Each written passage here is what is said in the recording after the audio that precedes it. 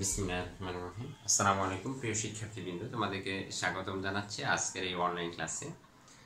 তোমাদের অর্থনীতি প্রথম পত্রের এটি তৃতীয় অধ্যায়ের ক্লাস এবং এই গত ক্লাসগুলোর ধারাবাহিকতার অংশ হিসেবে আজকের আমাদের এই ক্লাসের অংশ, যেটা তোমাদেরকে পড়াচ্ছিলাম যে উৎপাদন বিধি, এবং গত ক্লাসে পড়িয়েছিলাম যে উৎপাদন বিধির যে প্রথম তিন ধরনের প্রথম যে ক্লাসিফিকেশনটা ছিল সেটা ছিল ক্রমবর্ধমান প্রান্তিক উৎপাদন বিধি।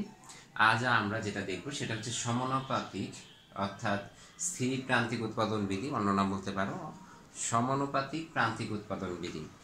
প্রিয় শিক্ষার্থীবৃন্দ, গত ক্লাস যারা করেছো তাদের জন্য এই বিষয়টা বুঝতে আরও বেশি সহজ হবে, আর যারা এইটাতেই প্রথম অংশগ্রহণ করেছো আশা করি তোমরাও একটু মনোযোগ দিলে সহজে বুঝতে পারবা।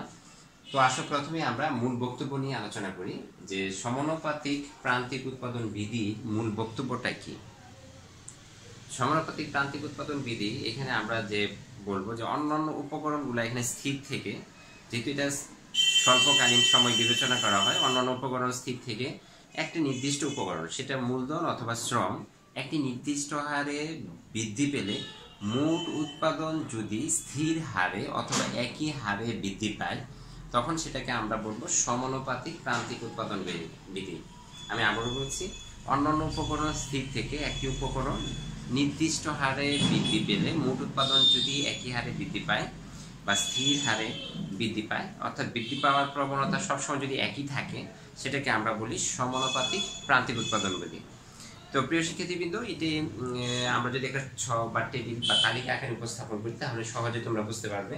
এই জন্য আমরা একটা উদ্দীপক নিচ্ছি, যে উদ্দীপকে আমাদের বিভিন্ন কলাম থাকবে। যেমন জমি, আমরা জানি অন্যান্য উপকরণ স্থির, এটা স্থিরই আছে, মনে করো 1 একর 1 একর 1 একর বা 5 একর যাই থাকুক স্থির থাকবে। শ্রম অথবা মূলধনের পরিমাণটা এখানে পরিবর্তন করবে ওরা। তা আমরা ধরে নিচ্ছি শ্রম 2, তখন মোট উৎপাদনের পরিমাণ ছিল 10 মন ধরতে পারো, এটা ধানের যদি হিসাব করা হয় তাহলে এই এককগুলো ওরা উল্লেখ করবে। এবং শ্রমের পরিমাণ 4 হলে মোট উৎপাদন হয়ে যাচ্ছে 20 একক। শ্রমের পরিমাণ যদি 6 একক হয় আমাদের মোট উৎপাদন হচ্ছে 30 একক। এখন টোটাল প্রোডাক্ট বা মোট উৎপাদনের পরিমাণগুলা থেকে আমরা প্রান্তিক উৎপাদন বের করতে পারবো। খেয়াল করো, পদের উদ্দীপকে আংশিক দেওয়া থাকবে, বাকি অংশটা তোমাদেরকে বের করতে হবে, এবং এটার উপরই মূলত নির্ভর করবে এই বিধিটা ক্রমবর্ধমান না সমানুপাতিক না ক্রমহ্রাসমান, যেটা তোমাদেরকে আমরা এখনো পড়াই নাই। তো প্রান্তিক উৎপাদনগুলো আমরা জানি, প্রথম যেটা থাকবে সেটা ফিক্স 10 এবং 20 এর ব্যবধান হচ্ছে 10, পরবর্তীতে দেখো পার্থক্যটা হচ্ছে 10। এখন একটু লক্ষ্য করো, আমরা যেটা বলেছিলাম যে একটি নির্দিষ্ট উপকরণ একই হারে, দেখো 2 4 6 2 2 করে অর্থাৎ একই হারে বৃদ্ধি পাচ্ছে। মোট উৎপাদন একই হারে বাড়ছে কিনা, 10 থেকে 20 20 থেকে 30, অর্থাৎ প্রান্তিক উৎপাদন প্রথমটাতে 10, দ্বিতীয়টাতে 10, তৃতীয়টাতেও 10, অর্থাৎ উৎপাদন বৃদ্ধি পাচ্ছে নিঃসন্দেহে, সেটা একই হারে বৃদ্ধি পাচ্ছে অর্থাৎ 10 করে বৃদ্ধি পাচ্ছে। এটাকে বলা হয় সমানুপাতিক প্রান্তিক উৎপাদন বিধি। এখন এই ধরনের প্রশ্ন থেকে আমরা তোমাদেরকে যে ধরনের প্রশ্ন করে থাকি সেটা হচ্ছে মোট উৎপাদন রেখা অঙ্কন করো এবং এই বিধিটা কোন ধরনের বিধিকে সমর্থন করে সেটা বিশ্লেষণ করো। এখন এখান থেকে যদি মোট উৎপাদন রেখা অঙ্কন করতে বলে তাহলে আমরা কিভাবে অঙ্কন করব? প্রিয় শিক্ষার্থীবৃন্দ, খেয়াল করো, আমরা বলেছিলাম যে ভূমি অক্ষে পরিবর্তনশীল উপকরণটা আসবে। আপাতত আমাদের এই উদ্দীপকে শ্রম, তাই আমরা শ্রম দিচ্ছি। লম্ব অক্ষে টিপি যাচ্ছে টোটাল উৎপাদন। আমাদের এখানে দেখো শ্রমের পরিমাণ 2 4 6, মোট উৎপাদন 10 20 30, গ্যাপটা কিন্তু সমান থাকবে কারণ যেহেতু ব্যবধানটা আমাদের এখানে সমান। তাহলে 2 এর সাথে 10, 2 এর সাথে মোট উৎপাদন 10, এটাকে মাল্টিপ্লাই করো 20 এর সাথে। তোমাদেরকে গত ক্লাসে পড়িয়েছিলাম যে ব্যবধানটা যদি সমান থাকে চিত্রের শেপটা আকৃতিটা হবে সরল আকৃতি। তোমরা নিশ্চিত থাকো যে টিপি রেখা যেটা আসবে, গত ক্লাসে ছিল বক্র আকার বা বাঁকা, এখানে দেখবা যে এটা সরল আকৃতির আসবে। কেন আসবে? যেহেতু আমাদের ব্যবধানগুলো সমান। তোমার হাতে স্কেল থাকবে, এটাই আমাদের মোট উৎপাদন রেখা। তা দেখো একটা সরল আকৃতির হয়েছে, অর্থাৎ সরল আকৃতি বলতে আমরা সোজা বুঝি। বক্রাকার হয় নাই। বক্রাকার হয়তো যদি প্রান্তিক উৎপাদনগুলো ভেরিয়েশন হইতো 10, 20, 15 এগুলো একই রকম থাকার কারণে মোট উৎপাদনটা সোজা হবে। তাহলে সমানুপাতিক প্রান্তিক উৎপাদন বিধি আমরা কিভাবে বুঝবো? যখন দেখব মোট উৎপাদন রেখাটা সরলাকৃতির হচ্ছে, বাম থেকে ডানে ঊর্ধ্বগামী হচ্ছে, তখন আমরা বুঝবো যে এখানে সমানুপাতিক প্রান্তিক উৎপাদন বিধি কার্যকর হয়েছে। আমি আবারও বলছি, তোমাকে যদি টিপি রেখা শুধু আকৃতি এইভাবে দেয়, একদম সরল আকৃতি, তুমি বুঝেই ফেলবা স্যার এটা হচ্ছে সমানুপাতিক প্রান্তিক উৎপাদন বিধি। এখন আমরা এমপি রেখা বা প্রান্তিক উৎপাদন রেখা অঙ্কন করব। আমি আবার বলছি, সম উৎপাদন সমান, এটাকে আমরা বলি যে উৎপাদন বৃদ্ধির হার, আর উৎপাদন বৃদ্ধির হার সমান হওয়ার কারণেই এটাকে আমরা বলতেছি সমানুপাতিক। প্রিয় শিক্ষার্থীবৃন্দ, আমরা এখন এমপি রেখা বা প্রান্তিক উৎপাদন রেখা অঙ্কন করব। ভূমি অক্ষে শ্রম, আগের মতোই, লম্ব অক্ষে প্রান্তিক উৎপাদন। যেহেতু প্রান্তিক উৎপাদনের মানগুলো সমান, প্রান্তিক উৎপাদনের মানগুলো কিন্তু সমান, অর্থাৎ 10। তাহলে আমাদের এখানে মার্কিং করবো আমরা 3টা, কিন্তু প্রান্তিক উৎপাদনের অ্যামাউন্টটা শুধু 3টার মধ্যে একটা মানই আছে 10। 2 এর সাথেও 10,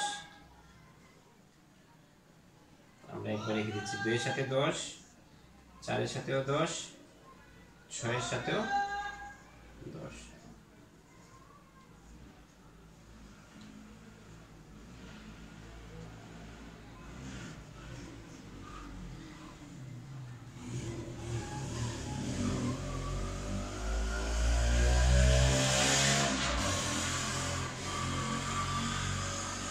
আমি একটু ব্যাখ্যা করছি, একটু খেয়াল করো। এই ক্ষেত্রে প্রান্তিক উৎপাদন রেখা ভূমি অক্ষের সমান্তরাল হয়েছে। তো ব্যাখ্যাগুলো মোট উৎপাদন রেখা কি হবে? যে উদ্দীপকে যখন উপকরণ 2 একক, তখন আমাদের মোট উৎপাদন হয় 10, যা চিত্রের বিন্দুতে দেখানো হয়েছে। উপকরণ যখন 4 একক হয়, মোট উৎপাদন বৃদ্ধি পেয়ে হয় 20 একক, যা চিত্রের বি বিন্দুতে দেখানো হয়েছে। উপকরণ যখন 6 একক, মোট উৎপাদন হয় 30 একক, যা চিত্রের সি বিন্দুতে দেখানো হয়েছে। এ বি সি তিনটি বিন্দু যোগ করে বা এ বি সি বিন্দু সমূহ যোগ করে টিপি রেখা বা মোট উৎপাদন রেখা টিপি অঙ্কন করা হয়েছে। মোট উৎপাদন রেখাটা বাম থেকে ডানে ঊর্ধ্বগামী এবং সরল আকৃতির হয় সমানুপাতিক প্রান্তিক উৎপাদন বিধির ক্ষেত্রে।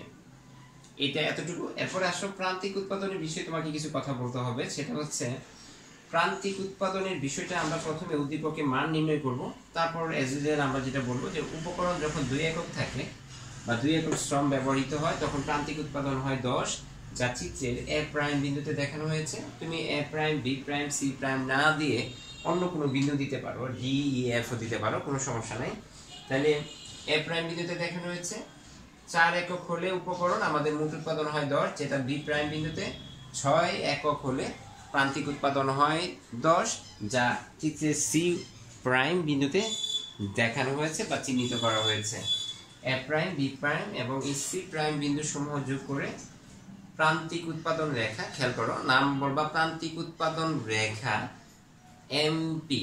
আমরা অন্যান্য রেখার মধ্যে নাম দিতাম এ বি, এখানে কিন্তু এরকম সুযোগ নাই। টিপি, টি এখানে, পি এখানে দিলে হবে না, একসাথে লিখতে হবে। টোটাল প্রোডাক্ট, প্রান্তিক উৎপাদন, মার্জিনাল প্রোডাক্ট একসাথে এইভাবে লিখতে হয়। এমপি রেখা অঙ্কন করা হয়েছে। সমানুপাতিক প্রান্তিক উৎপাদন বিধির ক্ষেত্রে প্রান্তিক উৎপাদন রেখা ভূমি অক্ষের সমান্তরাল হয়। ভালো করে খেয়াল করো, ভূমি অক্ষের সমান্তরাল হয়। প্রশ্ন হচ্ছে, তোমাকে যদি এভাবে প্রশ্ন করে যে সমানুপাতিক প্রান্তিক উৎপাদন বিধির ক্ষেত্রে প্রান্তিক উৎপাদন রেখা ভূমি অক্ষের সমান্তরাল কেন, তখন এর উত্তর তুমি কি দিবা? তুমি এই কথা বলবা যে সমানুপাতিক প্রান্তিক উৎপাদন বিধির ক্ষেত্রে উপকরণ বৃদ্ধির নির্দিষ্ট হারে বৃদ্ধির সাথে সাথে মোট উৎপাদন একই হারে বৃদ্ধি পায়, অথবা প্রান্তিক উৎপাদন স্থির থাকে। আমি আবার বলছি, উপকরণ বৃদ্ধির সাথে সাথে, নির্দিষ্ট হারে উপকরণ বৃদ্ধির সাথে সাথে প্রান্তিক উৎপাদন যেটা একই থাকবে বা স্থির থাকে। এই কারণে প্রান্তিক উৎপাদন রেখাটা আমরা এমপি রেখা বলছি, যেটা ভূমি অক্ষের সমান্তরাল হয়। এই যে বিষয়গুলো, এটা হচ্ছে আমাদের সমানুপাতিক প্রান্তিক উৎপাদন বিধির ক্ষেত্রে এই বিষয়টা আসবে। এর পরবর্তীতে যেটা আমরা দেখব যে এই বিধিটা যদি আমরা যে স্যার 3 নাম্বার যে পয়েন্টটা, সেটা হচ্ছে ক্রমহ্রাসমান। 3 নাম্বার ক্রমহ্রাসমান প্রান্তিক উৎপাদন বিধি, একটু খেয়াল করো।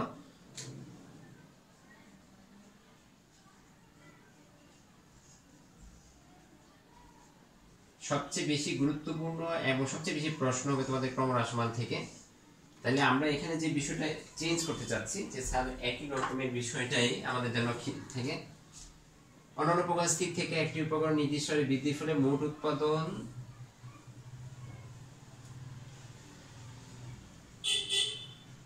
যদি, এখান থেকে এই টার্মটা ব্যবহার করতে পারো ক্রমহ্রাসমান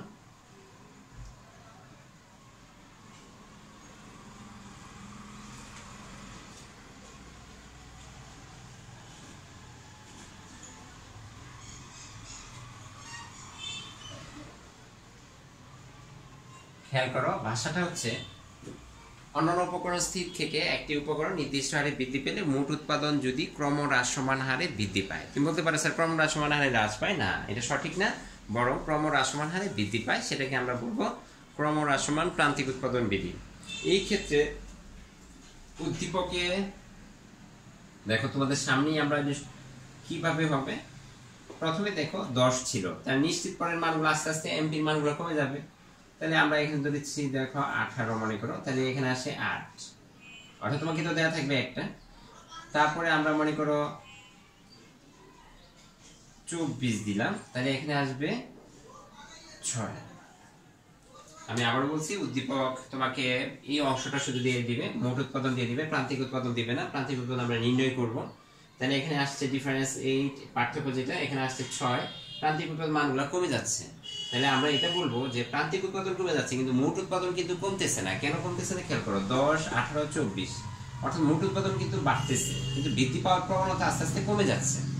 তাহলে এটাই আমরা বলি অন্যান্য উপকরণ স্থির থেকে একটা উপকরণ নির্দিষ্ট হারে বৃদ্ধির ফলে মোট উৎপাদন যদি ক্রমহ্রাসমান হারে বৃদ্ধি পায়, বৃদ্ধি পাচ্ছে কিন্তু আস্তে আস্তে হ্রাসমান হারে, এটাকে আমরা বলি ক্রমহ্রাসমান প্রান্তিক উৎপাদন বিধি। এই ক্ষেত্রে মোট উৎপাদন রেখাটা কেমন হবে সেটা তোমাদের সামনে দেখাচ্ছি। পুরাটাই যদি মুছে ফেলি আমি, তোমাদের জন্য খুবই সহজ হবে যে স্যার আমার চিত্র তো একই চিত্র। একটু লক্ষ্য করো আমাদের এখানে মোট উৎপাদনের মানগুলো আছে দেখো 10, 18, 24, তাহলে এইগুলো আমাদের সেই হিসেবে মার্কিং করতে হবে।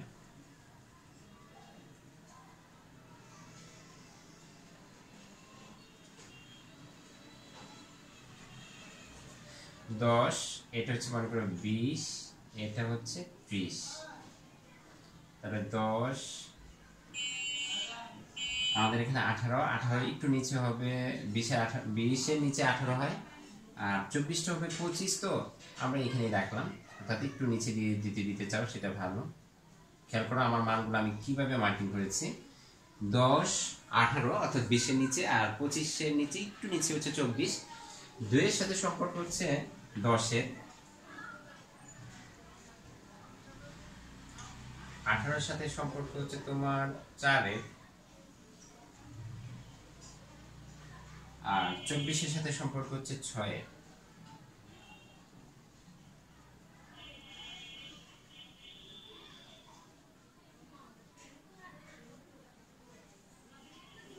আমি একটু দেখে যাচ্ছি যে মোট উৎপাদনের সাথে আমাদের প্রান্তিক উৎপাদনের যে সম্পর্কগুলো,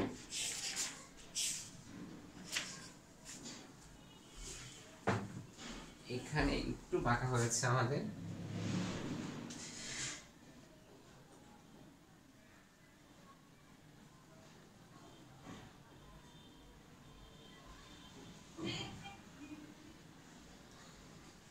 এবং তোমাদেরকে যে অ্যাডভান্স একটু বলতে চাই সেটা হচ্ছে দেখো প্রান্তিক উৎপাদনগুলো ভিন্ন, যার কারণে টিপি রেখাটার ব্যবধান সমান না, তাহলে চিত্রটা বাঁকা হবে। বাঁকা হওয়ার জন্য একটু কৌশলী হবা যে চিত্র যাই হোক আমাদের চিত্রটা বাঁকা, মানে আমাদের হিসাবটা ঠিক হতে করলে আমরা বাঁকাই পাবো। 2-এর সাথে 10, 18 হচ্ছে, 18 একটু নিচে দিতে হবে এখানে, হিসাবটা ঠিক না হলে, আচ্ছা যাই হোক এটা ঠিক থাকুক। এই বিন্দুগুলো একটু গোল করবা যাতে তুমি যে চিহ্নিত করেছো এটা বোঝা যায়। 6-এর সাথে হচ্ছে আমাদের 24, 24টা একটু নিচে হবে, আমরা নিচে দিচ্ছি।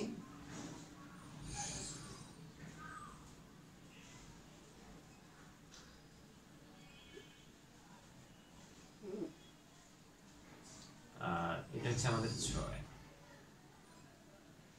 এখানে আসবে। এই চিত্রটা আসবে এরকম একটু বাঁকা।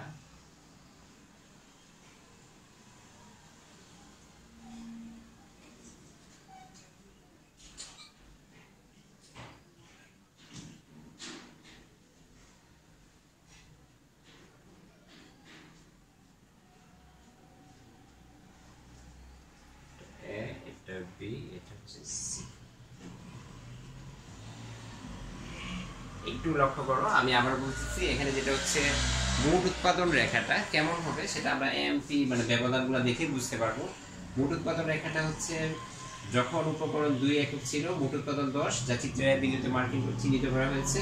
4 একক তখন 18, সেটা হচ্ছে বি বিন্দুতে। 6 এর সাথে 24, সেটা হচ্ছে সি বিন্দুতে। এ বি সি যোগ করে টিপি রেখা অঙ্কন করা হয়েছে। এই দুইটা বৈশিষ্ট্য বাম থেকে ডানে ঊর্ধ্বগামী, দেখো এটা কমন বৈশিষ্ট্য। কিন্তু এখানে টিপি রেখাটা মূল বিন্দুর দিকে অবতল আকৃতি। তো মূল বিন্দুর দিকে অবতল আকৃতি হওয়ার কারণে আমরা যেটা করি যে